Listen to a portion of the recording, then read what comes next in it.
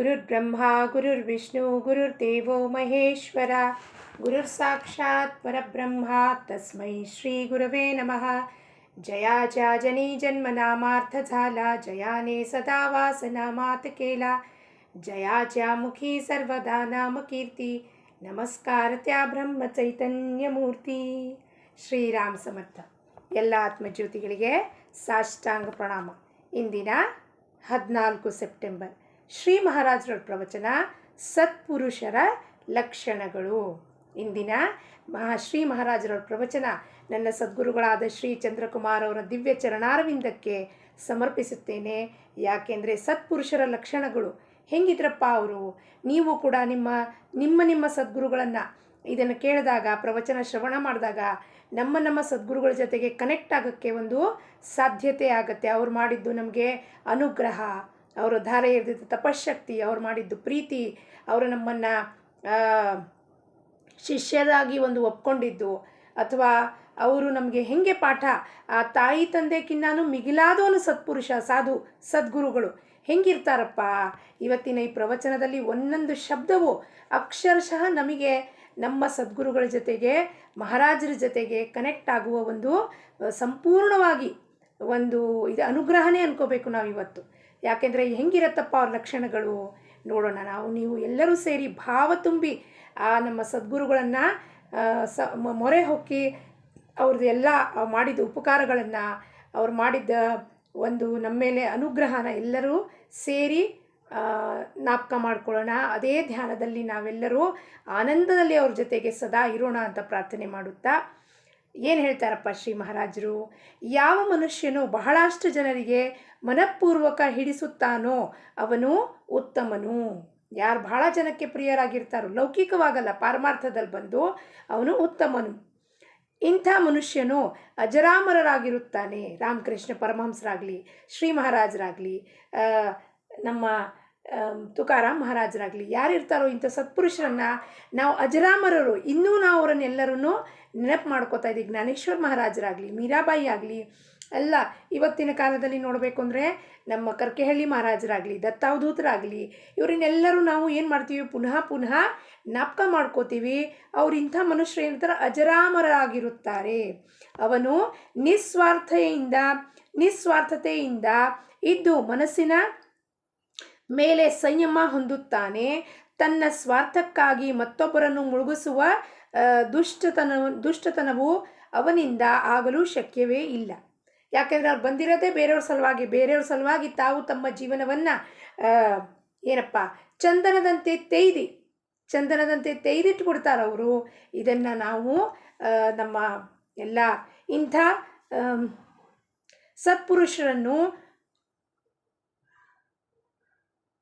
ಸತ್ಪುರುಷನು ಮುದುಕರಿಗೆ ಮುದುಕನು, ಪುರುಷರಿಗೆ ಪುರುಷನು, ಹೆಣ್ಣು ಮಕ್ಕಳಿಗೆ ಹೆಣ್ಣುಮಗಳು, ಮಕ್ಕಳಿಗೆ ಮಕ್ಕಳಂತೆ ಕಾಣುತ್ತಾನೆ. ಏನಪ್ಪ ಅವ್ರು ಹೆಂಗಿರ್ತಾರೆ. ಶ್ರೀ ಮಹಾರಾಜರ ಚರಿತ್ರೆದಲ್ಲಿ ಓದಿದ್ದೀವಿ. ಸಣ್ಣ ಮಕ್ಕಳ ಜೊತೆ ಗೋಲಿ ಆಟ ಆಡ್ತಿದ್ರು. ಅವಾಗ ಸಣ್ಣ ಮಕ್ಕಳಾಗ್ಬಿಡ್ತಿದ್ರು. ಹೆಣ್ಮಕ್ಳ ಜೊತೆಗೆ ಒಂದು ಜಿಜಿಬಾಯಿ ಅವ್ರ ಮಗಳಿಗೆ ಪ್ರಸವ ವೇದನೆ ಆದಾಗ ಅವಳ ಪ್ರಸವ ವೇದನೆ ಬಿಡಿಸಿ ಮಗು ಜನನ ಮಾಡಲಿಕ್ಕೆ ಅವ್ರು ಇದು ಮಾಡ್ತಾರೆ. ಮಗಳಿಗೆ ಮಗಳಂತೆ ಪ್ರೀತಿ ಮಾಡ್ತಾರೆ. ಪುರುಷರ ಜೊತೆಗೆ ಪುರುಷರಾಗಿ ಮಾತಾಡ್ತಿರ್ತಾರೆ. ಮುದುಕರ ಜೊತೆಗೆ ವಯೋವೃದ್ಧರ ಜೊತೆಗೆ ವಯೋವೃದ್ಧರಾಗಿ ಮಾತಾಡ್ತಾರೆ. ನಮ್ಮ ಗುರುಗಳು ಕೂಡ ಸಣ್ಣ ಮಕ್ಕಳ ಜೊತೆಗೆ, ನನ್ನ ಮಗನ ಜೊತೆಗೆ ಕಾರ್ಡ್ಸ್ ಆಟ ಆಡ್ತಿದ್ರು. ಹೆಂಗೆ ಆಟ ಆಡ್ತಿದ್ರು ಅಂದರೆ ಅಕ್ಷರಶಃ ಸಣ್ಣ ಮಕ್ಕಳ ಜೊತೆಗೆ ಹೆಂಗೆ ಜಗಳ ಮಾಡ್ಕೊಂಡು ಆಟ ಆಡ್ತಿರ್ತಾರೋ ಅವಾಗ ನೋಡಿದಾಗ ಇವರು ಸದ್ಗುರುಗಳೇನಪ್ಪ ಅಂತ ಬಾಹ್ಯವಾಗಿ ನೀವು ನೋಡಿದ್ರೆ ಅನ್ಕೋಬೋದು, ಹೆಂಗೆ ಕೂತಿರ್ತಾರಪ್ಪ, ಹೆಂಗೆ ಸಣ್ಣ ಮಕ್ಕಳ ಗತಿ. ಅವ್ರು ಸಣ್ಣ ಮಕ್ಕಳ ಜೊತೆಗೆ ಅವನ ಜೊತೆ ಆಟ ಆಡುವಾಗ ಜಗಳ ಮಾಡ್ಕೋತ ಆಟ ಆಡ್ದೆ, ಹಂಗಲ್ಲಪ್ಪ ಹಿಂಗಲ್ಲಪ್ಪ, ನೀನು ತಪ್ಪನೇ ಕಾರ್ಡ್ ಹಾಕಿದ್ಯಾ ಅಂತ.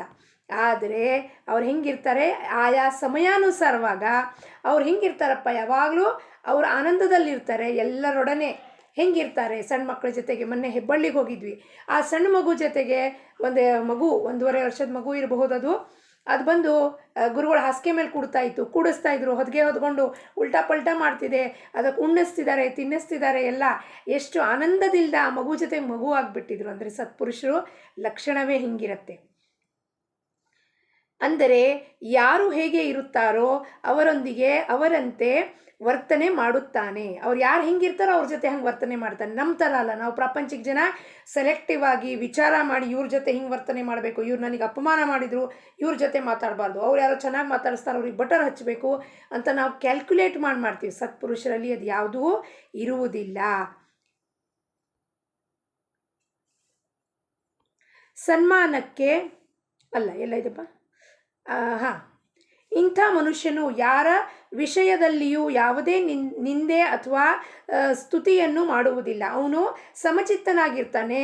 ಹಾಗಾಗಿ ಎಲ್ಲವೂ ಆ ಎಲ್ಲರಲ್ಲೂ ಪರಮಾತ್ಮ ನೋಡಿದಾಗ ಅವನು ಇಲ್ಲಿ ಪರಮಾತ್ಮ ನಿಂದೆ ಮಾಡೋದು, ಅಲ್ಲಿ ಪರಮಾತ್ಮನ ಸ್ತುತಿ ಮಾಡೋದು, ಇಂಥದ್ದು ಏನನ್ನು ಮಾಡುವುದಿಲ್ಲ.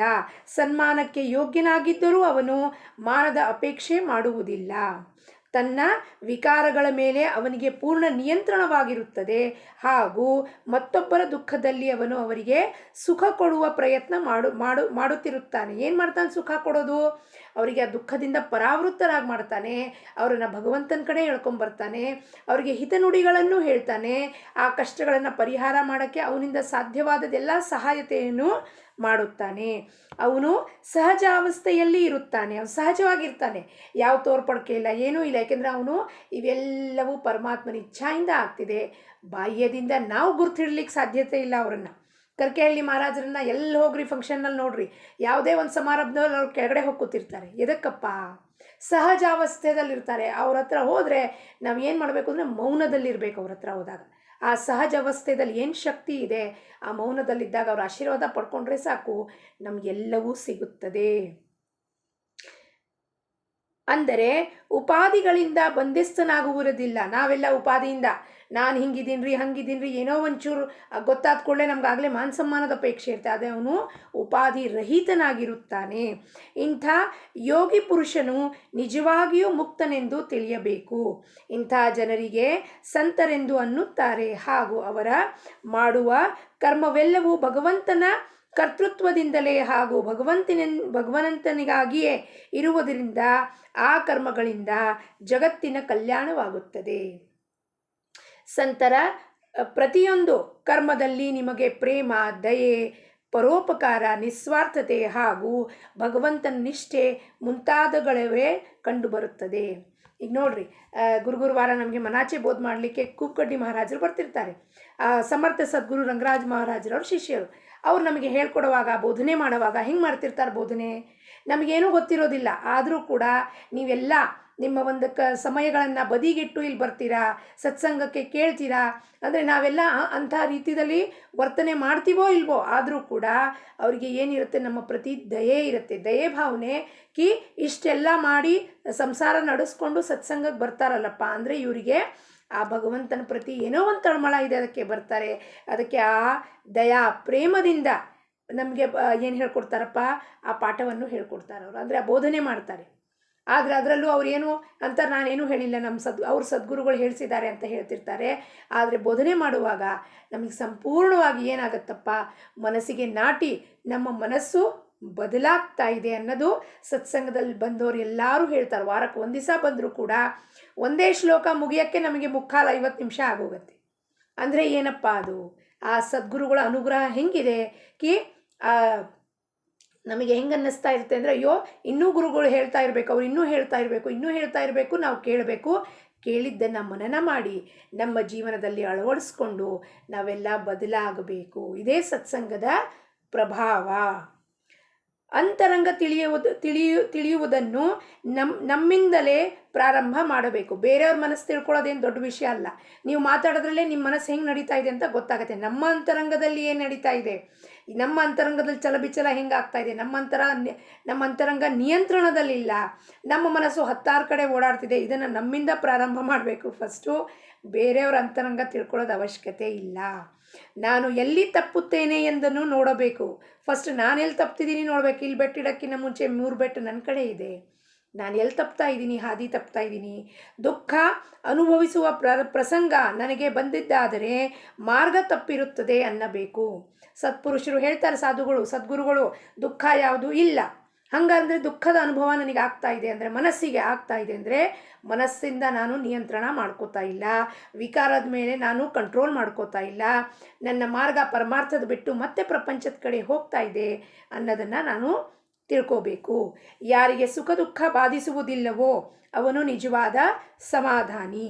ನಾನು ನಿತ್ಯ ನಾಮಸ್ಮರಣೆ ಮಾಡುತ್ತೇನೆ, 4 ವರ್ಷ ನಾನು ಭಜನೆ ತಪ್ಪಿರುವುದಿಲ್ಲ ಎಂದು ನಾವು ಅನ್ನುತ್ತೇವೆ. ಆದರೆ ನಾನು ಇದೆಲ್ಲವನ್ನೂ ಮಾಡುತ್ತೇನೆ ಎಂದು ಯಾವಾಗಲೂ ಮನಸ್ಸಿನಲ್ಲಿ ಇಟ್ಟುಕೊಂಡ್ರೆ ಪ್ರಯೋಜನವೇನು? ಪ್ರಶ್ನೆ ಹಾಕ್ತಿದ್ದಾರೆ ಮಹಾರಾಜರು.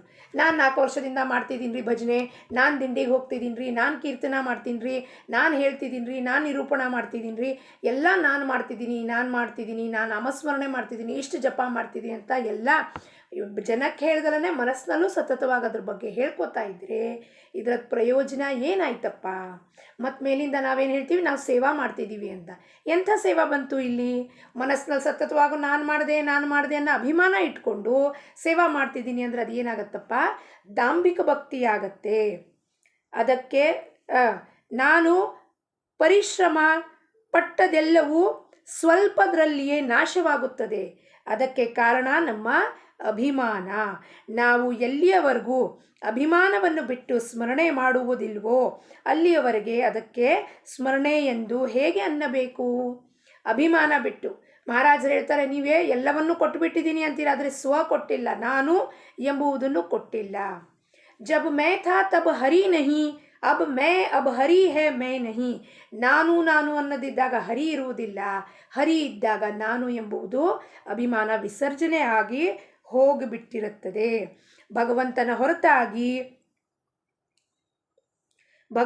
ಹೊರತಾಗಿ ಅನ್ಯ ವಿಷಯಗಳನ್ನು ಮನಸ್ಸಿನಲ್ಲಿ ಇಟ್ಟುಕೊಂಡು ನಾನು ಅವನೊಂದಿಗೆ ಅನನ್ಯತೆಯಿಂದ ನಡೆಯುತ್ತೇನೆ ಎಂದು ಹೇಗೆ ಅನ್ನಲಾದೀತು? ಹೆಂಗೆ ಅನ್ಲಿಕ್ಕೆ ಸಾಧ್ಯ? ನಾನು ನನ್ನ ಮನಸ್ಸೊಳಗೆ ಎಲ್ಲ ವಿಚಾರ ನನ್ನ ಬಗ್ಗೆ ನಾನು ಅಂತ ಅಹಂಕಾರ ಇಟ್ಕೊಂಡು ಅನನ್ಯತೆಯಿಂದ ನಾನು ಶರಣು ಹೋಗಿದ್ದೀನಿ, ಸರೆಂಡರ್ ಮಾಡ್ಕೊಂಡಿದ್ದೀನಿ ಅಂತ ಹೆಂಗೆ ಹೇಳಲಿಕ್ಕೆ ಸಾಧ್ಯನಪ್ಪ? ಪ್ರತಿಯೊಂದು ವಾಕ್ಯದಲ್ಲಿ ನೋಡಿ, ನಾವು 24 ಗಂಟೆಗಳು ಎಷ್ಟು ಬಾರಿ ನಾನು ಹೋಗಿದ್ದೇರಿ, ನಾನು ಮಾಡಿದ್ದೇರಿ, ನಾನು ಹೇಳಿಬಿಟ್ಟೇರಿ ನಾನು ಅನ್ನೋದು ಎಷ್ಟು ಬಾರಿ ಜಾಗೃತ ಆಗಿದೆ. ಅದರ ಕಡೆ ನಮ್ಮ ಗಮನವನ್ನು ಹರಿಸಬೇಕು. ನಾನು ನಿಮಗೆ ನಿಜವಾಗಿಯೂ ಹೇಳುತ್ತೇನೆ, ನೀವು ಕರ್ತೃತ್ವವನ್ನು ರಾಮನ ಕಡೆಗೆ ಕೊಡಿರಿ ಹಾಗೂ ಅವನ ಇಚ್ಛೆಯಂತೆ ನಡೆಯಿರಿ. ಅಂದರೆ ನಿಮ್ಮ ದೇಹ ಬುದ್ಧಿಯು ನಷ್ಟವಾಗಿರಲಾರದು, ನಷ್ಟ ಆಗೇ ಆಗತ್ತೆ. ಎಲ್ಲ ಕರ್ತೃತ್ವ ಭಾವ. ರಾಮ ಇವತ್ತು ಒಂದು ದಿವಸ 24 ಗಂಟೆಗಳ ಕಾಲ ಏನೇನು ಕರ್ಮ ಮಾಡಿಸ್ತಾನೋ ಎಲ್ಲವೂ ರಾಮ ನೀನು ಇಚ್ಛೆಯಂತೆ ಮಾಡಿಸ್ತಾ ಇದೆಯಪ್ಪ, ಇದರಲ್ಲಿ ನಂದು ಏನೂ ಇಲ್ಲ, ನೀನೇನು ಮಾಡಿಸ್ತಾ ಇದೆಯೋ ಎಲ್ಲವೂ ಅವನಿಗೆ ಕೊಟ್ಟು ಅವನಿಗೆ ಅರ್ಪಣ ಮಾಡಿದ್ರೆ ಅವಾಗ ನಷ್ಟ ಆಗೇ ಹೋಗುತ್ತೆ ದೇಹ ಬುದ್ಧಿ.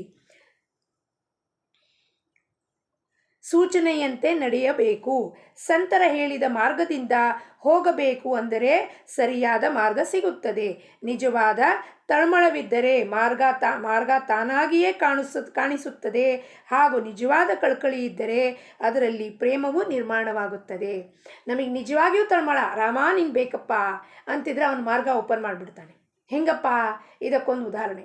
ನಮ್ಮ ಸತ್ಸಂಗಕ್ಕೆ, ಶ್ರೀಮಾತ್ರೆ ಸತ್ಸಂಗ ಫೌಂಡೇಶನ್ಗೆ ನಮಗೆ ಹೆಂಗಪ್ಪ ನಾವು ಏನಾರು ಒಂಚೂರು ತಿಳ್ಕೊಂಬಿಟ್ರೆ ಅಹಂಭಾವ ಬಂದ್ಬಿಡತ್ತೆ. ಮುಂದಿನ ಮಾರ್ಗ ಗುರುಗಳು ದೇಹ ಬಿಟ್ಟಾದಮೇಲೆ ಮುಂದಿನ ಮಾರ್ಗ ನಮಗೆ ಯಾರು ತೋರಿಸ್ಬೇಕು? ಗುರು ಅಂದ ನಾನು ಸರ್ವ ವ್ಯಾಪಕನಾಗಿದ್ದೀನಿ, ಮುಂದೆ ಸಂತರು ಸಿದ್ಧಪುರುಷರು ಎಲ್ಲರೂ ಸಿಗ್ತಾರೆ, ನಿಮಗೆ ಅವರನ್ನು ಭೇಟಿಯಾಗಬೇಕು. ಅದರೊಂದಿಗೆ ಶೇಷಾಚಲದಲ್ಲಿ ಕೂಪಗಡ್ಡಿ ಮಹಾರಾಜರು ದಾಸಬೋಧ ನಿರೂಪಣ ಮಾಡ್ತಾಯಿದ್ರು. ಅದನ್ನು ಕೇಳಿದಾಗ ಮನಸ್ಸಿಗೆ ಆ ಪ್ರೇರಣೆ ಕೊಟ್ಟ, ಏನಪ್ಪ ಸದ್ಗುರುನಾಥ ಅವರನ್ನು ನಮ್ಮ ಸತ್ಸಂಗಕ್ಕೂ ಕರೆಸಿ ಅವ್ರ ಮುಖಾಂತರ ನಾವು ಬೋಧನೆ ಪಡ್ಕೋಬೇಕು. ಆವಾಗ ಗುರುಗಳಿಗೆ ಪ್ರಾರ್ಥನೆ ಮಾಡಿದ್ವಿ, ಗುರುಗಳೇ ನಮಗೂ ಬೋಧನೆ ಮಾಡಿ, ನಮಗೂ ನಿಮ್ಮ ಕೃಪಾ ಆಶೀರ್ವಾದ ನೀಡಪ್ಪ, ಸಮರ್ಥ ಸದ್ಗುರು ರಂಗರಾವ್ ಮಹಾರಾಜರದು ಕೃಪಾ ಆಶೀರ್ವಾದ ಸಿಗಲಿ. ಅವಾಗ ಗುರುಗಳು ಒಪ್ಕೊಂಡ್ರು. ಅಂದಿನಿಂದ ಇವತ್ತಂಕ 10 ಕ್ಲಾಸ್ ಆಗಿದೆ ನಮ್ಮದು, 10 ಸತ್ಸಂಗಗಳು, ಮನಾಚೆ ಶ್ಲೋಕದ 20 ಶ್ಲೋಕಗಳು ಆಗಿದೆ. ಪ್ರತಿಯೊಂದು ಶ್ಲೋಕ ನಮ್ಮ ಮನಸ್ಸಿಗೆ ನಾಟುವಂತೆ, ಆ ನಾಟುವುದರಿಂದ ಶ್ರವಣ ಮಾಡಿ ನಮ್ಮ ಜೀವನದಲ್ಲಿ ಬದಲಾವಣೆ ಆಗುವಂಥ ಪರಿಸ್ಥಿತಿ ನಿರ್ಮಾಣ ಆಗಿದೆ. ಅದಕ್ಕೆ ನಾವು ಅದಕ್ಕೆ ಉದಾಹರಣೆ, ದೃಷ್ಟಾಂತ ಏನು, ನಮಗೆ ಕಳಕಳಿ ಇರಬೇಕು. ಕಳಕಳಿ ಇದ್ದರೆ, ತಳಮಳ ಇದ್ದರೆ ಮಾರ್ಗ ಅವನು ತೋರಿಸ್ತಾನೆ, ಬಾಗಿಲು ಓಪನ್ ಮಾಡ್ತಾನೆ. ಇವತ್ತು ನಮಗೆಲ್ಲ ಗೊತ್ತಾಗೋಗ್ಬಿಟ್ಟಿದೆ ಅಂತ ಅಹಂಕಾರ ಪಟ್ಟರೆ ನಾವು ಆಗಲೇ ಹಾವು 98 ಅಂದರೆ 98ಇಂದ ಡೈರೆಕ್ಟ್ ಜಾರು ಬಿದ್ದುಬಿಡ್ತೀವಿ. ಸತತವಾಗಿಯೂ ಇದರ ಮನವರಿಕೆ ಮಾಡ್ಕೋತಾನೇ ಇರಬೇಕು. ಎಲ್ಲಿ ತನಕ? ಉಸಿರಿನ ಕಡೆ ತನಕ ನಾವು ಸದ್ಗುರುಗಳಿಗೆ ಅಂಕಿತರಾಗಿರಬೇಕು. ಆ ಬೋಧನೆ ಉಸಿರಿನ ಕಡೆ ತನಕನೂ ಏನೋ ಬೋಧನೆ ಮಾಡ್ತಾನೆ ನನಗೆ ಬಂದವನು, ಅದನ್ನು ನಾನು ಎಂದಿಗೂ ಮರಿಬಾರದು. ಆ ಅನಿಷ್ಠೆಯಿಂದ ನಾವು ಹೋದರೆ ಆ ತಳಮಳದಿಂದ ಅವನು ಮಾರ್ಗವನ್ನು ಖಂಡಿತವಾಗ್ಲಿಯೂ ತೋರಿಸುತ್ತಾನೆ. ಭಗವಂತನು ನನ್ನ ಆಪತ್ತನ್ನು ದೂರ ಮಾಡಬೇಕು ಎಂದು ಅನ್ನುವುದು ಹುಚ್ಚುತನವಾಗಿರುತ್ತದೆ. ಸಂಕಟಗಳು ಆಪತ್ತುಗಳು ಬಂದವೆಂದುವೆ ಭಗವಂತನನ್ನು ಮರೆಯುವುದು ಎಂದು ಉಚಿತವಲ್ಲ. ಸಂಕಟ ಆಪತ್ತ ಯಾಕೆ ತರ್ತಾನೆ ಪರಮಾತ್ಮ ನಮ್ಮ ಮೇಲೆ ಅಂದರೆ ನಮ್ಮ ಕರ್ಮಗಳನ್ನು ಕಳೆದು ಅವನ ಹತ್ರ ಕರ್ಕೊಳ್ಳಿಕ್ಕೆ. ಅದಕ್ಕೆ ಆಪತ್ತು ಬಂದರೆ ಧೈರ್ಯದಿಂದ ಎದುರಿಸ್ಬೇಕು. ಅಪ್ಪ ಸದ್ಗುರುನಾಥ, ನೀನು ಇದೆಯಲ್ಲೋ ನನ್ನ ಜೊತೆಗೆ, ನಾನು ಇದಕ್ಕಪ್ಪ ಹೆದರ್ಕೊಳ್ಳಿ. ಬಂತ ಆಪತ್ತು, ಸದ್ಗುರು ಚರಣಾರವಿಂದ ಅರ್ಪಣಮಸ್ತು. ನೀನೇ ನೋಡ್ಕೋತೀಯ, ಆಪತ್ತು ತಂದು ಹಾಕಿರೋನು ನೀನೇ. ಯಾಕೆ? ನನ್ನನ್ನು ಪರೀಕ್ಷೆ ಮಾಡಲಿಕ್ಕೆ. ಸದ್ಗುರು ಮೇಲೆ ನಿನ್ನ ನಿಷ್ಠೆ ಇದೆಯೋ ಅಥವಾ ಕಳಚಿ ಹೋಗ್ಬಿಡುತ್ತೋ? ಆಯಿತು, ಸದ್ಗುರು ಇಲ್ಲ, ಕಣ್ಮುಂದಿಲ್ಲ, ಅದಕ್ಕೆ ಈಗ ನಾವೇನು ಮಾಡಬೇಕಪ್ಪ? ಆಪತ್ತು ಬಂದ ಕೂಡಲೇ ಬೆದರ್ಕೊಂಡು ಓಡಿ ಹೋಗ್ಬಿಡೋದು ಅಲ್ಲ. ನಿಷ್ಠಾ ಯಾವತ್ತಿಗೂ ಕದಾನ ಡಳಮಳಿ ನಿಷ್ಠಾ, ಯಾವತ್ತಿಗೂ ನಮ್ಮದು ಇದು ನಿಷ್ಠಾ ಜಾರಬಾರದು ಸದ್ಗುರು ಮೇಲಿಂದ. ಉಚಿತವಲ್ಲ. ದೇಹ ಬುದ್ಧಿಯು ನಾಶವು ನಾಮಸ್ಮರಣೆಯಿಂದಲೇ ಇರುತ್ತದೆ. ನಾಮದಲ್ಲಿ ಪ್ರೇಮವೇಕೆ ಬರುವುದಿಲ್ಲ ಎಂದು ವಿಚಾರ ಮಾಡುತ್ತಾ ಕುಳಿತರೆ ನಾಮದ್ದೇ ವಿಸ್ಮರಣೆ ಆಗುತ್ತದೆ ಎಂದು ನಮ್ಮ ಲಕ್ಷ್ಯದಲ್ಲಿ ಬರುವುದೇ ಇಲ್ಲ. ನಾಮದಲ್ಲಿ ಪ್ರೇಮ ಬರ್ತಿಲ್ಲ, ಬೇಡ. ತುಳಸಿದಾಸರು ಹೇಳ್ತಾರೆ, ಈಗ ನಾವು ಹೋಗಿ ಹೊಲದಲ್ಲಿ ಬೀಜನ ನೀವು ಹೆಂಗಾರು ಮುಖದಲ್ಲಿ ಹಾಕ್ರಿ, ಹಿಂಗೆ ಉದ್ದ ಹಾಕ್ರಿ, ಗಿಡ್ಡ ಹಾಕ್ರಿ, ಮೇಲಿಂದ ನಿಂತ್ಕೊಂಡು ಹಾಕ್ರಿ, ಕೆಳಗಿಂದ ಹಾಕ್ರಿ, ಟೇಡ ಹಾಕ್ರಿ, ಮೇಡ ಹಾಕ್ರಿ, ಹೆಂಗಾರು ಹಾಕ್ರಿ, ಬೀಜ ಒಮ್ಮೆ ಭೂಮಿಯಲ್ಲಿ ಹೋದರೆ ಅದಕ್ಕೆ ಮೊಳಕೆ ಒಡೆಯದಲೇ ಇರೋಕ್ಕೆ ಸಾಧ್ಯತೆಯೇ ಇಲ್ಲ. ಅದೇ ರೀತಿಯಲ್ಲಿ ನೀವು ನಾಮಸ್ಮರಣೆ ಕೂತಾಗ ಮಾಡಿರಿ, ನಿಂತಾಗ ಮಾಡಿರಿ, ಹೋಗುವಾಗ, ಬರುವಾಗ, ಮಲ್ಕೊಂಡಿದ್ದಾಗ, ಎಚ್ಚರ ಸ್ಥಿತಿಯಲ್ಲಿ ನೀವು ಹೆಂಗೆ ನಾಮಸ್ಮರಣೆ ಮಾಡಿದ್ರೂ ಕೂಡ ಅದು ಖಂಡಿತವಾಗ್ಲೂ ಕಾರ್ಯಗತಕ್ಕೆ ಬಂದೇ ಬರುತ್ತದೆ. ನಾಮಸ್ಮರಣೆ ಪ್ರಭಾವ ನಮ್ಮ ಮೇಲೆ ಆಗೇ ಆಗುತ್ತದೆ. ಇದು ನಮ್ಮ ಲಕ್ಷ್ಯಕ್ಕೆ ಬರುವುದಿಲ್ಲ. ನಾವು ಅಯ್ಯೋ ಬರ್ತಿಲ್ಲ ಅನುಭವ, ಬಿಟ್ಟು ಬಿಡೋಣ ಅಂತೀವಿ. ಅದೇ ಬಿಡಬಾರದು. ಏನು ಪರಿಸ್ಥಿತಿಯಲ್ಲೂ ನಾಮಸ್ಮರಣೆ ಬಿಡಬಾರ್ದು. ಆದ್ದರಿಂದ ಸುಮ್ಮನೆ ವಿಚಾರ ಮಾಡುತ್ತಾ ಕೂಡಬಾರದು. ಸಮುದ್ರ ದಾಟಿ ಹೋಗುವುದಕ್ಕಾಗಿ ರಾಮನ ಹೆಸರು ತೆಗೆದುಕೊಂಡು ಬಿಟ್ಟ ಕಲ್ಲು ಮುಳುಗಲಿಲ್ಲ. ನಾವು ಇದರ ಮಾರ್ಗವನ್ನು ತಿಳಿದುಕೊಳ್ಳಬೇಕು. ಹೆಂಗೆ ಬೀಳಲಿಲ್ಲಪ್ಪ ಕಲ್ಲಿನದೇನಪ್ಪ ಗುಣಧರ್ಮ, ಅದು ಫ್ಲೋಟ್ ಆಗಲ್ಲ, ಅದು ಮುಳುಗಿ ಹೋಗುತ್ತೆ. ಆದರೆ ಕೇವಲ ಅಂತ ನಾವು ಅನ್ಕೋಬೋದು. ನಾಮ ಅಂದರೆ ಆ ನಾಮದಲ್ಲಿ ಎಷ್ಟು ಪ್ರಚಂಡವಾದ ಶಕ್ತಿ ಇದೆಯಕ್ಕೆ ಅದೆಲ್ಲ ತರಂಗಕ್ಕೆ ಶುರುವಾಯಿತು. ಕಲ್ಲಿನ ಗುಣಧರ್ಮ ಏನಪ್ಪ? ಫಿಸಿಕ್ಸು ಕೆಮಿಸ್ಟ್ರಿದಲ್ಲಿ ಓದಿದ್ದೀವಿ, ಡೆನ್ಸಿಟಿ ಅಂತ. ಅದಂತೂ ಮುಳುಗಬೇಕಾಗಿತ್ತು. ಆದರೆ ಒಂದು ನಾಮದಲ್ಲಿ ಏನು ಶಕ್ತಿ ಇದೆ, ವಿಲಕ್ಷಣವಾದ ಶಕ್ತಿ ಇದೆಯಪ್ಪ. ಆ ಸಾಮರ್ಥ್ಯ ನಾಮ ತಗೊಂಡಾಗೆ ನಮಗೆ ಅದರದ್ದು ಶಕ್ತಿ ಸಾಮರ್ಥ್ಯ ನಮ್ಮ ಒಳಗೆ ಎಂಥ ಅದ್ಭುತವಾದ ಕೆಲಸ ಮಾಡುತ್ತೆ ಅನ್ನೋದು ನಮಗೆ ಕಂಡು ಬರುತ್ತದೆ. ಪುರಂದರದಾಸರು ಹೇಳ್ತಾರೆ, ನೀನ್ಯಾಕೋ ನಿನ್ನ ಹಂಗ್ಯಾಕೋ, ನಿನ್ನ ನಾಮದ ಬಲವೊಂದಿದ್ದರೆ ಸಾಕೋ. ನೀನ್ಯಾಕೋ ನಿನ್ನ ಹಂಗ್ಯಾಕೋ, ನಿನ್ನ ನಾಮದ ಬಲವೊಂದಿದ್ದರೆ ಸಾಕೋ. ನೀನ್ಯಾಕೋ ನಿನ್ನ ಹಂಗ್ಯಾಕೋ. ನೀನು ಬೇಡಪ್ಪ, ನೀನು ಹಂಗೂ ಬೇಕಾಗಿಲ್ಲ ಕಣೋ ರಾಮ. ಎಂಥ ಒಂದು ಧೈರ್ಯದ ಮಾತು ನೋಡ್ರಿ ಸಂತರದ್ದು. ನೀನು ಬೇಡ, ನಿನ್ನ ಹಂಗೂ ಬೇಕಾಗಿಲ್ಲ, ನನಗೇನು ಮೆಹರ್ಬಾನಿ ಬೇಕಾಗಿಲ್ಲ, ನಿನ್ನ ನಾಮ ತಗೊಂಡೆ ನಾನು ಭವಸಾಗರವನ್ನು ದಾಟ್ತೀನಪ್ಪ ಅಂತ ಪ್ರಚಂಡವಾದ ಧೈರ್ಯ, ಸಾಮರ್ಥ್ಯ, ನಿರ್ಭಯತನ ಎಲ್ಲಿಂದ ಬರುತ್ತಪ್ಪ ಅಂದರೆ ಆ ನಾಮಸ್ಮರಣೆಯಿಂದ ಬರುತ್ತೆ. ನಾಮಸ್ಮರಣೆ ಮಾಡುತ್ತಾ ಸಾಧಕ ಇರಲಿ, ಶಿಷ್ಯನಾಗಿರಲಿ, ನಿರ್ಭಯನಾಗಿ, ನಿಡರನಾಗಿ ಆ ಪರಿಸ್ಥಿತಿಯನ್ನು ಎದುರಿಸುವಂಥ ಸಾಮರ್ಥ್ಯ ಉಳ್ಳವನಾಗುತ್ತಾನೆ. ಇಂದಿನ ಬೋಧವಚನ, ಚಮತ್ಕಾರ ಮಾಡುವುದು ಸಂತರ ಲಕ್ಷಣವಲ್ಲ. ಸಂತರ ಚಮತ್ಕಾರ ತೋರಿಸಬೇಕೆಂದು ಚಮತ್ಕಾರ ಮಾಡುವುದಿಲ್ಲ. ಸಂತರು ಯಾವತ್ತೂ ಚಮತ್ಕಾರ ಮಾಡುವುದಿಲ್ಲ. ಆ ಶಕ್ತಿ ಏನಿದೆಯೋ ಅವರಲ್ಲಿ, ಆ ಪರಮಾತ್ಮನ ದಿವ್ಯ ಶಕ್ತಿ, ಅದು ಕೆಲಸಗಳು ಮಾಡ್ತಾ ಇರುತ್ತೆ. ನಾವು ಪ್ರಾಪಂಚಿಕ ಜನ ಅದಕ್ಕೆ ಚಮತ್ಕಾರ ಎಂಬುದರಿಂದ ಗುರುತಿಸ್ತೀವಿ. ಆದರೆ ಅದು ಚಮತ್ಕಾರ ಅಲ್ಲ, ಅದು ಸಹಜ ಸ್ಥಿತಿ ಅವ್ರದ್ದು.